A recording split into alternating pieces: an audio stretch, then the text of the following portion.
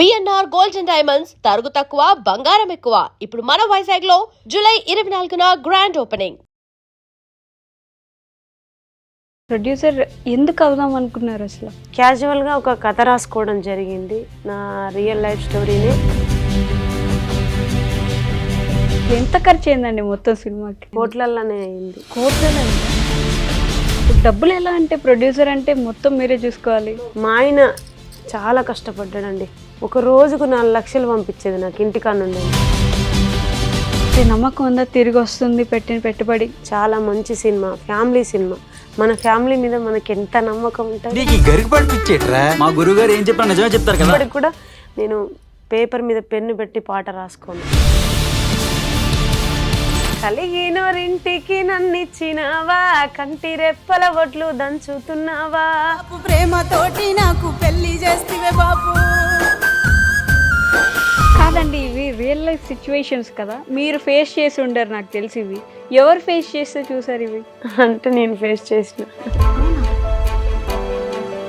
మరి సారంగధరియా ఛాన్స్ ఎలా వచ్చింది మీకు? అంటే మూవీస్లో అసలు ఎప్పుడు వచ్చింది? నేను మూవీలో పాడలేదు, కాకపోతే దాన్ని రేలలో నేను ప్రజెంటేషన్ చేయడం జరిగింది. దాని కుడి భుజం మీద కడువా, దాని కుత్తె పురవికెలు మెరియా, అది రమ్మంటే రాదు రసెలియా.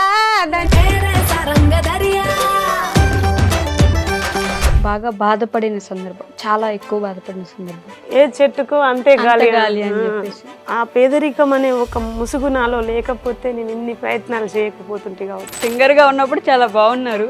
ప్రొడ్యూసర్ అనేది చాలా పెద్ద స్టెప్, మనకు కష్టంతో కూడుకున్నదే, కానీ దాన్ని మనం ధైర్యం చేస్తేనే ఏదైనా ముందుకు వెళ్తామని.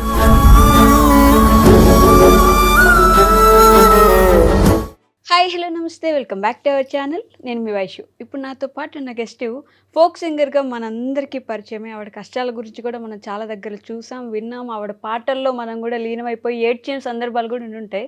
మరి ఇప్పుడు కొత్తగా సింగర్ టు ప్రొడ్యూసర్ ఆవిడ జర్నీ ఎలా జరుగుతుంది అనేది వెంకట్రామయ్య గారి తాలూకా సినిమాతో మనందరం ముందుకి ప్రొడ్యూసర్గా వస్తున్నారు సింగర్ కోమలి గారు.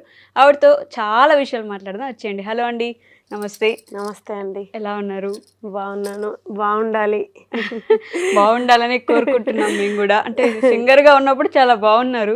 ప్రొడ్యూసర్ అనేది చాలా పెద్ద స్టెప్, ఎందుకంటే సింగర్ అనేది కూడా చాలా కష్టతరమైంది. ప్రతి పాయింట్ మనకు కష్టంతో కూడుకున్నదే, కానీ దాన్ని మనం ధైర్యం చేస్తేనే ఏదైనా ముందుకు వెళ్తామని ఒక ప్రొడ్యూసర్గా తెలుసుకున్నాను. ప్రొడ్యూసర్ అంటేనే అసలు చాలా ఒక స్టెప్ అట్టు వెళ్ళినా ఇటు వెళ్ళినా భయపడాల్సి వస్తుంది. అవును. ఎలా జరిగింది అసలు ఈ ప్రొడ్యూసర్ జర్నీ? ఎన్నో ఇబ్బందులు, అసలు చాలా ఇబ్బందులు ఎదుర్కొన్నా సరే సినిమాకు మాత్రం ఎలాంటి లోటు రానివ్వలేదు నేను. అది నా ఒక మొదటి బిడ్డగా, కన్న బిడ్డ కంటే ఎక్కువగా ప్రేమిస్తూ, చాలా అందరినీ, ప్రతి ఒక్క ఆర్టిస్ట్ను కూడా అందరినీ సంతృప్తి చెందే విధంగా వాళ్ళకు సపోర్ట్గా ఉంటూ, ఎంత కష్టం వచ్చినా సరే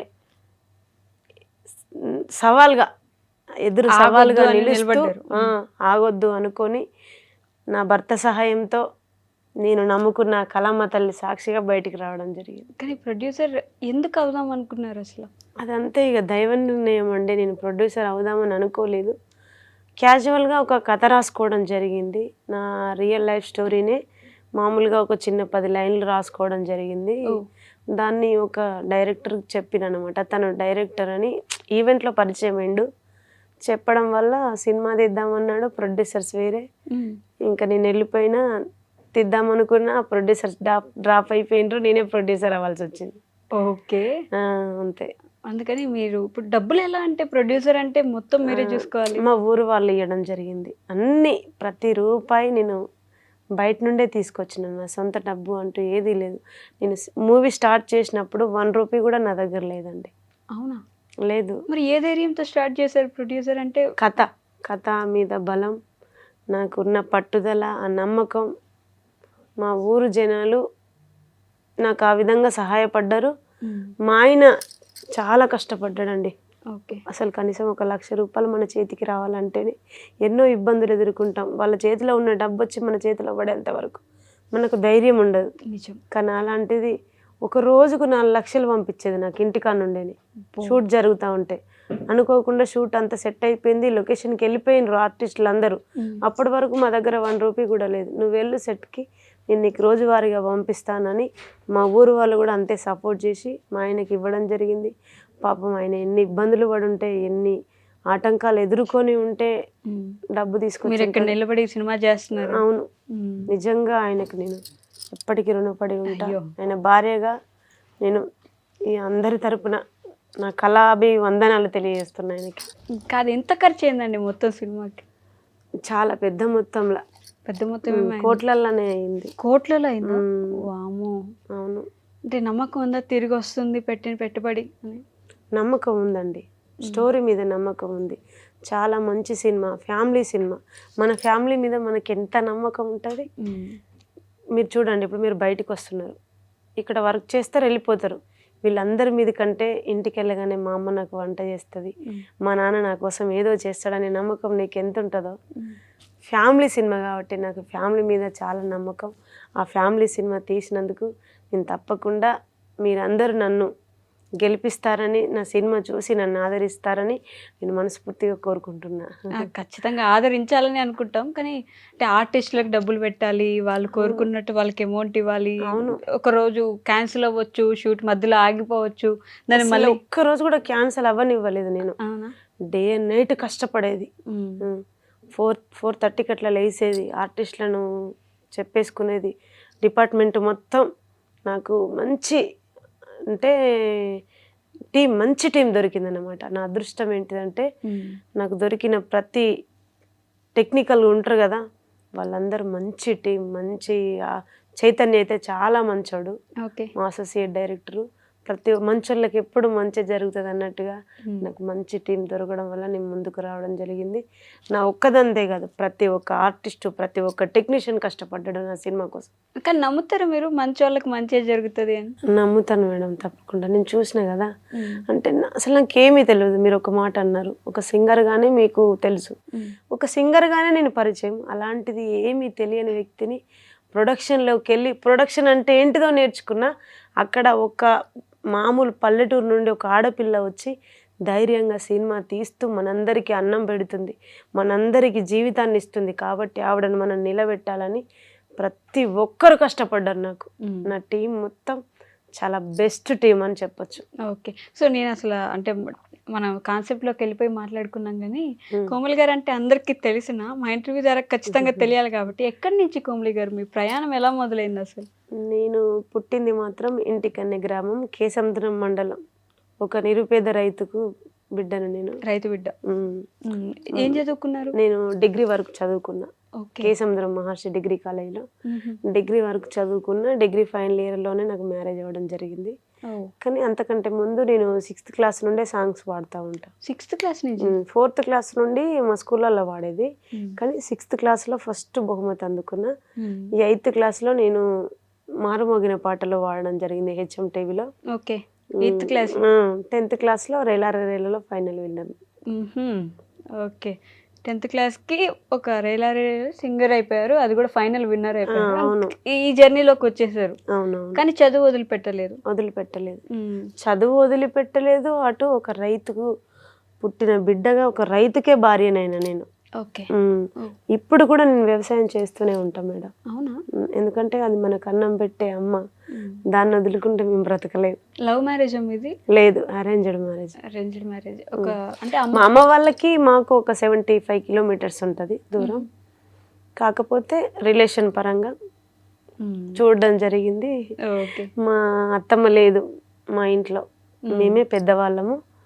ఆ విధంగా సెట్ అయిపోయింది. ఎవరైనా సింగర్ బ్యాక్గ్రౌండ్ ఉందా? అంటే ఎవరైనా పాడిన వాళ్ళు? మా తాత మంచి కళాకారుడు, మా నాన్న వాళ్ళ తండ్రి, మా అమ్మ కూడా బాగా పాడుతుంది. ఓకే, అక్కడి నుంచి మీకు కూడా ఇట్లా సింగర్ అవ్వాలి అంతే, బ్లడ్ రిలేషనే. సో 10th క్లాస్లో ఇట్లా అయిపోయిన తర్వాత ఇంకా ఈ జర్నీ తీసుకుందామని ఎక్కడికైనా నేర్చుకోవడానికి వెళ్ళారా? లేదు మేడం, అసలు ఎక్కడికి వెళ్ళలేదు. నాకెవరు నేర్పించలేదు, నాకెవరు పాట రాసివ్వరు. ఇప్పటికి కూడా నేను పేపర్ మీద పెన్ను పెట్టి పాట రాసుకోను. అవునా? నా మనసులోనే రాసుకుంటాను, నేను డైరెక్ట్ పాడతాను. ఎక్కడ కూడా నేను చూసుకుంటా అసలు పాడను మేడం. మీరు రాసుకున్న సాంగ్సే అన్నీ మీరు చేసుకున్నవి ఏదైనా? అంతే. ఓకే. కొన్ని నా వల్ల కాకపోతే పరశురామ్ నాగం అని రాస్తాడు, చాలా బాగా రాస్తాడు అన్నయ్య, మంచి డైరెక్షన్ చేస్తాడు. నేను ట్యూన్ ఇస్తా ఫస్ట్, నేను ఇచ్చిన ట్యూన్ మాత్రమే నాకు రాయాలి. ఓకే, అది ఆ ట్యూన్ కూడా మీకే అంటే అర్థమవుతుందా? అంటే ఎక్కడ నేర్చుకోలేదు సింగింగ్ ఏంటని తెలియదు కదా. కాకపోతే నాకున్న సంపద ఏంటంటే సేకరణ అనే ట్యూన్స్ నా దగ్గర ఉంటాయి. ఊర్లో ఒకప్పుడు అమ్మలు పాడుతుంటే విని నేను వాటిని నేర్చుకొని వాటి ద్వారా ఒక ట్యూన్ రెడీ చేసుకొని మంచి లిరిక్ ఇప్పుడు జరుగుతున్న పరిస్థితులను నేను అనుభవించిన అనుభవాలను ఒక పాట రూపంలో మలుచుకొని పాడతాను. మీదప్పుడు ఒక సాంగ్ వచ్చుండే, పెళ్లి చేసి పంపించినావన్నా నన్ను నాన్న బాపు అని చెప్పేసి ఒక సాంగ్ ఉందండి. పెళ్లి చేసి పంపించిన నేను ఆనందంగా ఉంటాను అక్కడ ఇట్లా అవుతుందని చెప్పి వచ్చి ఏడుస్తా పాడుతుంటారు. ఆ పాట మీకు గుర్తుందా? పాడతారా మాకోసం ఒక 2 లైన్లు?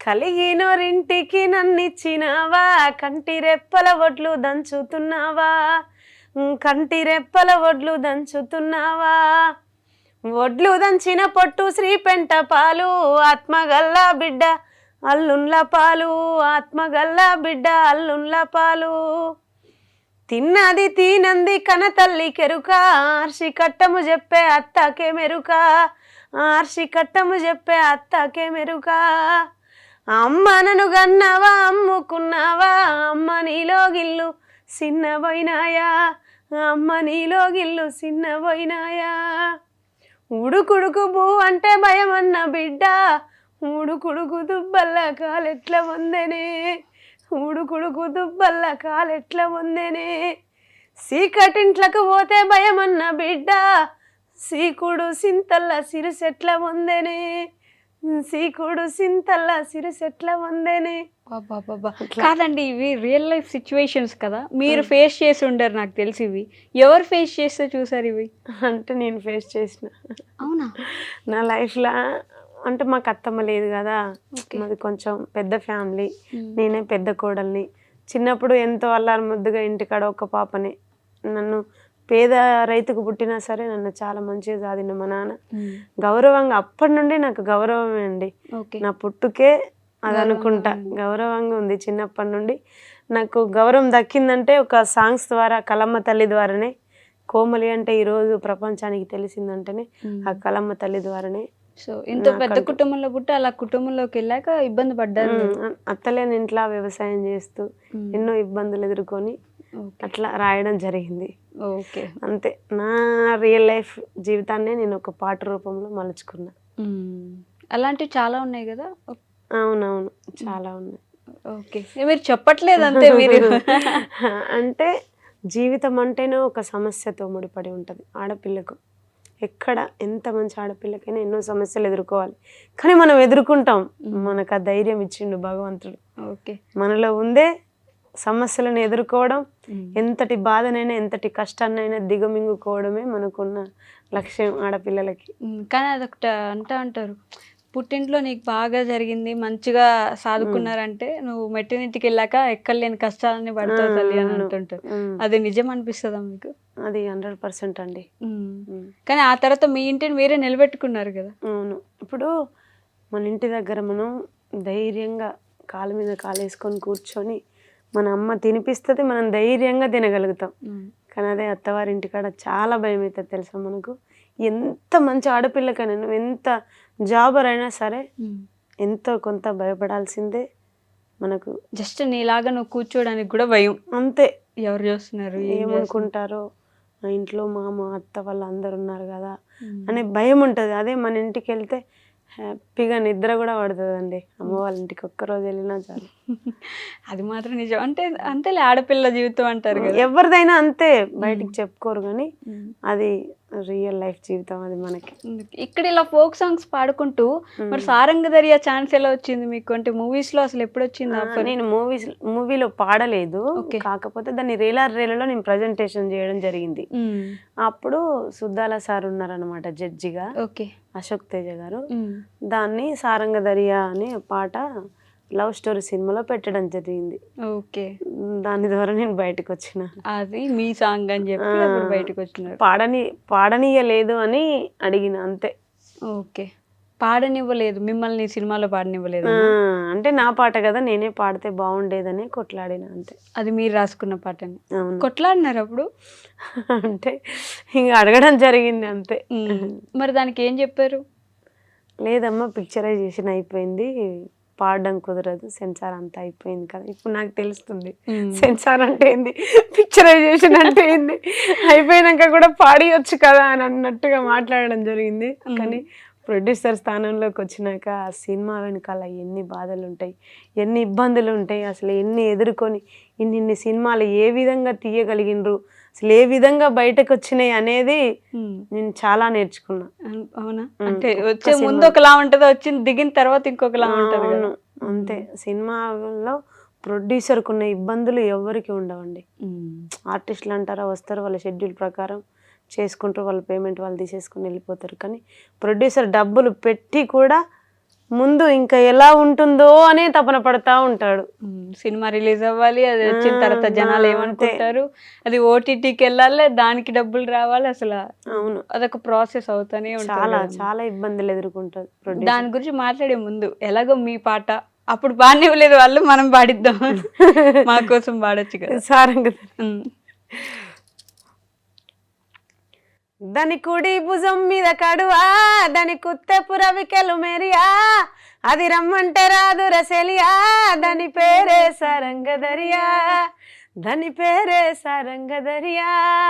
దాని ఎడమ భుజం మీద కడువా, దాని ఏజెంటు రవికెలు మెరియా, అది రమ్మంటే రాదు రసెలియా, దాని పేరే సారంగదరియా, దాని పేరే సారంగదరియా.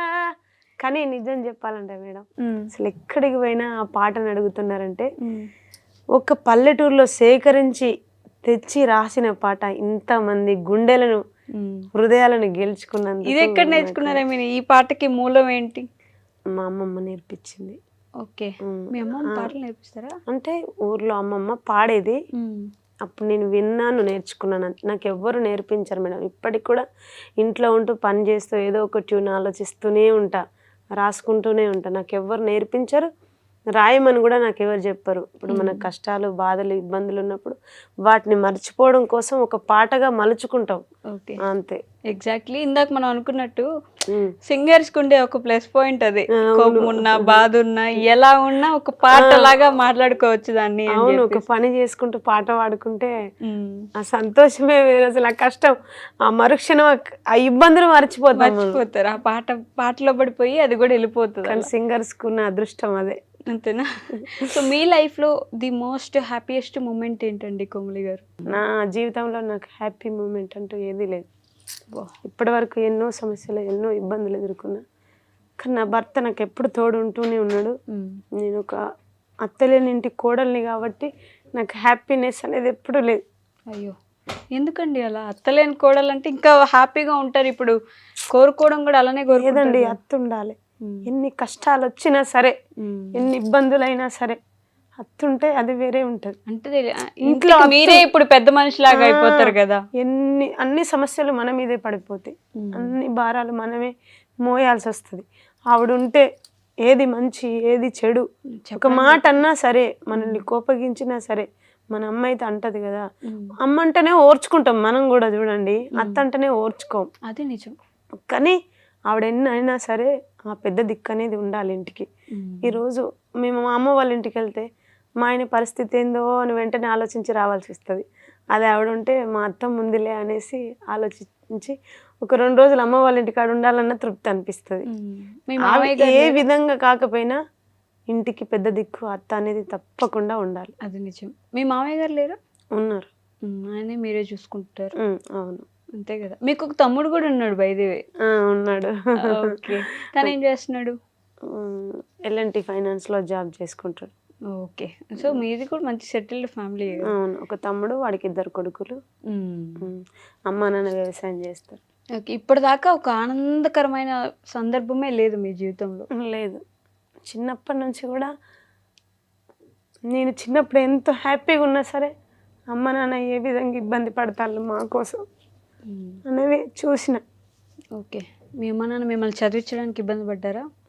అంటే ఒక నిరుపేద రైతు అసలు ఈ సినిమా తీయడానికి కారణం కూడా అదే. ఉమ్. ఒక మధ్యతరగతి రైతు తను బతుకుతూ తన పిల్లల్ని బతికిస్తూ ఎన్ని ఇబ్బందులు ఎదుర్కొంటాడు. మామూలుగా పల్లెటూర్లలో వ్యవసాయం చేస్తూ వచ్చిన సంపాదన, దానికి పెట్టే పెట్టుబడి, ఇంట్లో పిల్లల చదువులు, చదివించడం ఎందుకులే అని కూడా అనుకుని ఉండొచ్చు వాళ్ళు, కానీ మిమ్మల్ని కూడా డిగ్రీ చదివించారు. ఈ సినిమా చూస్తే కూడా మీకు ఆ తండ్రి పడే వేదన ఎటువంటిదో మీకు తెలుస్తుంది. మీ స్టోరీ అనుకోవచ్చా ఈ సినిమా? అవునండి, మీ జీవితం. ఓకే, అనుకోవచ్చు తప్పకుండా. ప్రతి ఒక్కరి జీవితం అది. ఇంకా చూసిన ప్రతి ఒక్కరు ఏదో ఒక సీన్కి ఏదో ఒక దానికి కనెక్ట్ అవుతారు మీరు తప్పకుండా. ప్రతి ఒక్కటి మిమ్మల్ని కనెక్ట్ చేస్తుంది. ఇప్పుడు చాలా అప్పులు ఉంటాయి కదా మీకు కోమలి గారు బయట, అంటే నిద్ర లేస్తే మీకు అప్పులే వస్తుంటాయి మైండ్లో కూడా. ఎలా భయం అనిపించట్లేదా? ఈ అప్పులని ఎలా తీరుస్తాను నేను? అసలు ధైర్యం ఉంది, ఈ సినిమా తప్పకుండా హిట్ అవుతుంది అనే ధైర్యం ఉంది. ప్రజలు వెళ్తారు, ఫ్యామిలీ సినిమా కదా, తప్పకుండా ఆదరిస్తారని నమ్మకం ఉంది. ఆదరించాలి, ప్రతి ఒక్కరు నన్ను నిలబెట్టాలి. ఒక నిరుపేద రైతుకు పుట్టిన బిడ్డను వచ్చి ఇంతటి సాహసం చేసి సినిమా ఇండస్ట్రీలో అడుగుపెట్టి కోమలి క్రియేషన్ అనే బ్యానర్ నిలబడుతుందా లేదా అని అనుకున్న తరుణంలో దాన్ని నిలబెట్టుకొని రిలీజింగ్ దాకా వచ్చాను. కాబట్టి మీరందరూ తప్పకుండా నన్ను ఆదరిస్తారని నేను మనస్ఫూర్తిగా కోరుకుంటున్నా.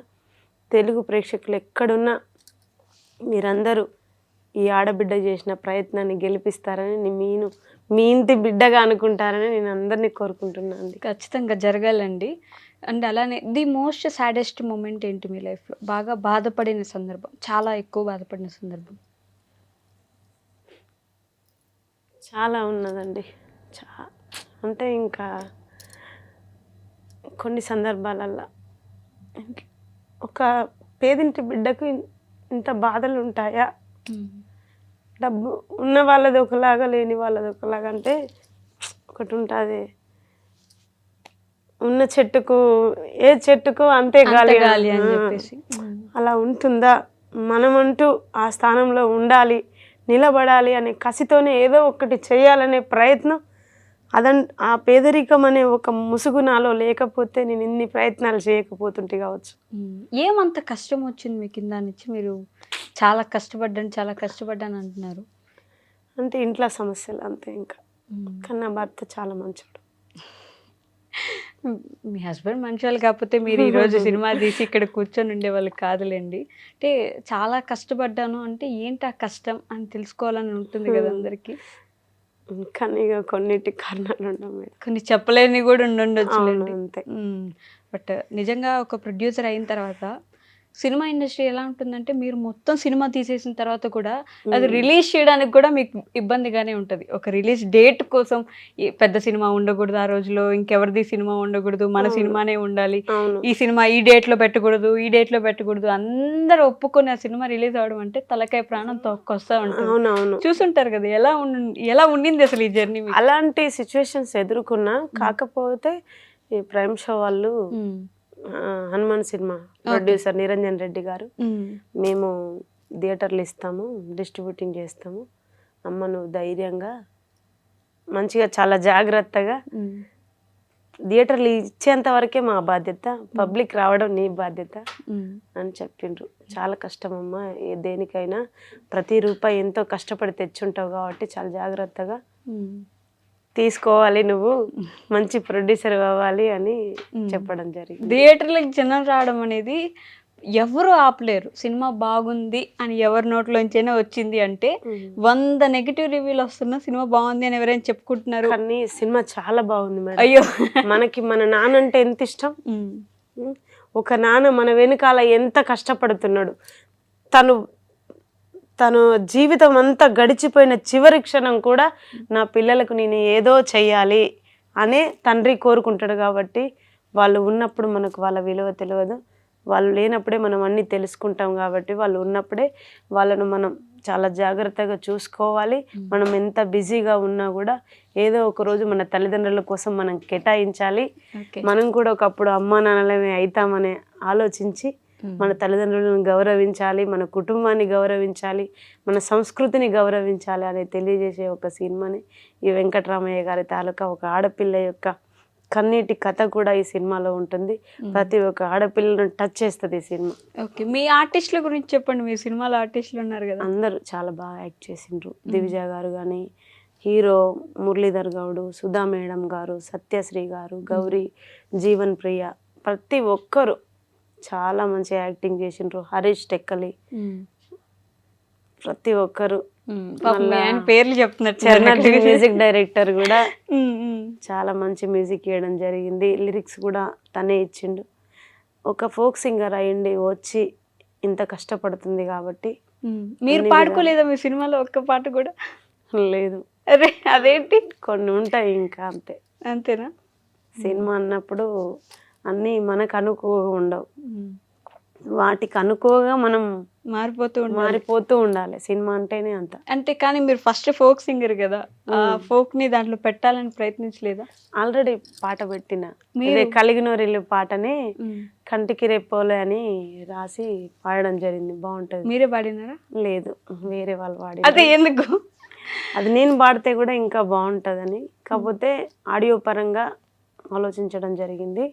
కానీ ఒకసారి నేను ఆ పాట పాడతాను, మా సినిమాలోది కాబట్టి. పాడండి. కంటికి రెప్పోలే కాస్తారనుకొని మన ఇంటిని వదిలేసి వీళ్ళ ఇంటికి వచ్చానే, కాలం మారుతున్న తీరు మారదాయే, కోడన్ల కన్నీళ్ళ దారాగదాయే, ఆత్మగౌరవాలే అల్లుని పాలాయే, పుట్టింటి ప్రేమలే లోకు అయిపాయే, ఏం చెప్పనే తల్లి సీత కష్టాలు, ఏం రాత రాశాడో ఆ బ్రహ్మదేవుడే, తట్టుకోవే తల్లి పుట్టింటి పేరును మెట్టింట్లో నిలపాలే, కంటికి రెప్పోలే కాస్తారనుకొని మన ఇంటిని వదిలేసి వీళ్ళ ఇంటికి వచ్చానే, కాలం మారుతున్న తీరు మారదాయే, కోడన్ల కన్నీళ్ళ దారాగదాయే. కానీ నిజంగానే ఏదైనా అవగానే లేదా మనం ఆడపిల్ల సర్దుకోవాలి, ఆడపిల్ల కాబట్టి సర్దుకోవాలి ప్రతిదీ. అసలు మనకి ఆడపిల్ల అనే పేరు ఎందుకు పెట్టిండో, ఆడపిల్ల అంతే, ఆడపిల్లని చేసేసిండు, అక్కడికి పంపించేస్తాడు. కానీ అక్కడ పిల్ల కూడా కాలేం మనం, అది వాళ్ళ ఇల్లు ఇది వీళ్ళ ఇల్లు. ఎవరి పిల్ల ఎవరి ఇంటికి పరిమితం కాలేం మనం. మన పేరుకే మన ఆడపిల్ల. ఇక్కడ పుట్టిన అమ్మ నాన్న కొంత వయసు వచ్చేసరికి వేరే వాళ్ళ ఇంటికి పంపిస్తారు, అక్కడ కూడా వాళ్ళ బిడ్డం కాదు మనం, ఇంటి కోడలి మాత్రమే. అక్కడ కూడా మనకు ధైర్యం ఉండదు, అధికారం ఉండదు. ఇక్కడ అధికారం ఉండదు, ఇక్కడ ధైర్యం ఉండదు. కానీ మన ధైర్యం మనదే, మనకంటూ ధైర్యం ఉంది, మనకే మనం స్ఫూర్తి, అంతే. మనం లేకుంటే వీళ్ళు ఎవరు లేరు. అది కదా, అది నిజం. అది గుర్తించుకోవట్లేదు. అంటే ఆడపిల్ల కాబట్టి సర్దుకోబో, ఆడపిల్లవమ్మ తప్పదు, సర్దుకోపో, తప్పదు అని అంటారు. తప్పదు. కానీ ఇప్పటికి అవి తప్పట్లేవు. ఇంత టెక్నాలజీ వచ్చినా కూడా ఆడపిల్లలకు జరిగే ఇబ్బందులు, అరాచకాలు అసలు తగ్గిపోవట్లేవు, ఎక్కడ తగ్గట్లేవు. ఆడపిల్లకి రక్షణ లేదు. ఓకే, మీకు ఫస్ట్ పేరు తెచ్చిపెట్టిన పాట పాడండి కోమలి గారు మా కోసం ఈరోజు. ఫస్ట్ పేరు తెచ్చిపెట్టిందంటే అందరిలో పేరు వచ్చిన పాట అది సారంగధరి. అది మీది అంటే ఆ సినిమా వచ్చిన తర్వాత వచ్చింది. అప్పుడు కూడా ఆ పాట వచ్చింది. తర్వాతకి ఈ మధ్యలో యూట్యూబ్లో బాలంతరాల అని ఒక పాట పాడడం జరిగింది. ఓకే, మంచి పాట, అది ఎమోషనల్ పాట. ఎక్కువ కోమలి అంటేనే సెంటిమెంట్. కోమలి అంటేనే సెంటిమెంట్. ఎందుకు మీ లోపల ఎమోషన్స్ ఎక్కువ నిండిపోయి ఉండడం వల్ల అలా వస్తున్నాయి అంటారా? అంతే మేడం. ఏదా బాలంతరాలు సాంగ్ పాడండి ఒకరు. బయలెల్లు బయలెల్లవమ్మ బాలంతారాల బయలెల్లు, బయలెల్లు బయలెల్లవమ్మ బాకి నీకు తీరినదమ్మా, ఎవరయ్యా మీరెవరయ్యా అర్ధరాత్రి వేళ స్వామి, ముక్కు పచ్చాలారలే స్వామి, పసిముఖము చూడలే స్వామి, నా అందాలు అగ్గిల గాలినవే, నా నిందెలు ఊరిలో కలిసినవే, నా బంధాలు బొందల గప్పినవే, నా వందలు మన్నుల కలిసినవే, కట్టుకున్న పెనిమిటి స్వామి, కలిసి ఉంటే నిందెల స్వామి, ఒట్టు వేసి ఒప్పుకున్నాడే, జంట నన్ను వీడనన్నాడే.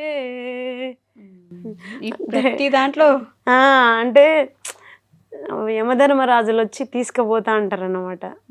చంటి బిడ్డను వదిలేసి పోలేక ఆ భర్తను, ఇల్లు, వాకిలి, సొమ్ములు ప్రతి ఒక్కటి వదిలిపెట్టి అంటే దానికి అర్థం ఎన్ని ఉన్నా, సొమ్ములున్నా, బట్టలున్నా, ఎంత ఉన్నా మనం ఎన్ని రోజులకైనా వెళ్ళిపోవాల్సిన వాళ్ళమే. ఆ యములు వచ్చినాక ఎవ్వరు ఆపలేరు. మీ గోల్ ఏంటి కోమలి గారు ఫైనల్గా? నాలో ఎంతో కొంత మంచి ప్రకృతి సంపద దాగి ఉంది. నా మనసుకు అది తెలుసు. దాన్ని నేను ప్రజలకు పంచాలని, నా ద్వారా మంచి ప్రకృతి సిద్ధమైన పాటలు, పల్లె మట్టి వాసనలు, మంచి మంచి ఇంకా ఈ సినిమా మంచి హిట్ అయితే ఇంకో మంచి పల్లె ప్రేమ కథతో మంచి అద్భుతమైన మూవీతో మీ అందరి ముందుకు తప్పకుండా వస్తాను. నాలో ఉన్న సంపద అది సమాధి అయిపోకూడదు. నాలో ధైర్యం లేదు, వెనక బలం లేదని అనుకోవద్దు. ఇప్పుడు ఆ బలం వచ్చింది, ధైర్యం వచ్చింది. ఇన్ని రోజులు ధైర్యం లేకపోయినా, బలం లేకపోయినా నాలో ఉన్న ఈ పల్లె సంస్కృతికి పంచాలని ఒక పాట రూపంలో ముందుకొచ్చిన, ఇక ముందు కూడా అంతే పద్ధతిగా మంచి కుటుంబ విలువలను తెలియజేసే మంచి ప్రేమ కథా చిత్రంతో మళ్ళీ మేము ముందుకు వస్తాం తప్పకుండా. కోమలి గారు ఖచ్చితంగా అంటే ఒక రైతు బిడ్డగా ఇక్కడ దాకా వచ్చి ఇన్ని కష్టాలు పడి సినిమా తీసుంటారు. నేను కూడా మనస్ఫూర్తిగా కోరుకుంటున్నాం ఈ సినిమా హిట్ అవ్వాలని చెప్పేసి. ఇలాంటి సినిమా ఇంకొకటి తీసే ధైర్యం కూడా మీకు పెరగాలని. అలానే అయితేనే కదా ధైర్యం వచ్చేది. ఎగ్జాక్ట్లీ. ఇప్పుడు జూలై 17న థియేటర్కి వెళ్ళి ప్రతి ఒక్కరు 17th, 18th, 19th నన్ను గెలిపిస్తే తప్పకుండా నేను నిలబడతానండి. నాలాంటి ప్రొడ్యూసర్స్ అవసరమని ప్రతి ఒక్క ఆర్టిస్ట్ చెప్పిండ్రు నాతోని. కానీ ఎంత చెప్పినా ప్రొడ్యూసర్ అంటేనే కష్టతరమైన పని. అది మాత్రం చాలా ఇబ్బంది. ఎన్నో పెట్టుకొని సర్వం దారపోసి మళ్ళీ వెతుకులాడుకుంటది ప్రొడ్యూసర్. ఖచ్చితంగా హిట్ రావాలని, హిట్ చేస్తారని నేను మనస్ఫూర్తిగా తప్పకుండా కోరుకుంటున్నాను. మేడం. మళ్ళీ కలుద్దాం సక్సెస్ అయిన తర్వాత. Thank you. And for more videos, Hi guys, this is Riddhi Kumar here. Please subscribe to iDream channel. Subscribe to iDream Media. Please subscribe to iDream. Please subscribe to iDream. Please subscribe iDream. And please subscribe to iDream. For more videos, subscribe to iDream. please like, share and subscribe to the channel. Congratulations, iDream. Subscribe to iDream. Subscribe to iDream. So subscribe to iDream Media. iDream ki iDream team andarki huge congratulations. Please subscribe iDream Media. Please subscribe to iDream. Subscribe iDream. Please subscribe to iDream. iDream అంటే నా కళల channel subscribe చేసుకున్న నోరు తిరుగుతలేదు. మీరైతే గంట గుర్తు కొట్టండి. For more such videos, please subscribe to iDream. Subscribe to iDream. Please subscribe to iDream. Please subscribe iDream Media. Please do subscribe to iDream. Please subscribe to iDream Media. For best entertainment and information, please subscribe iDream. And don't forget to subscribe to iDream.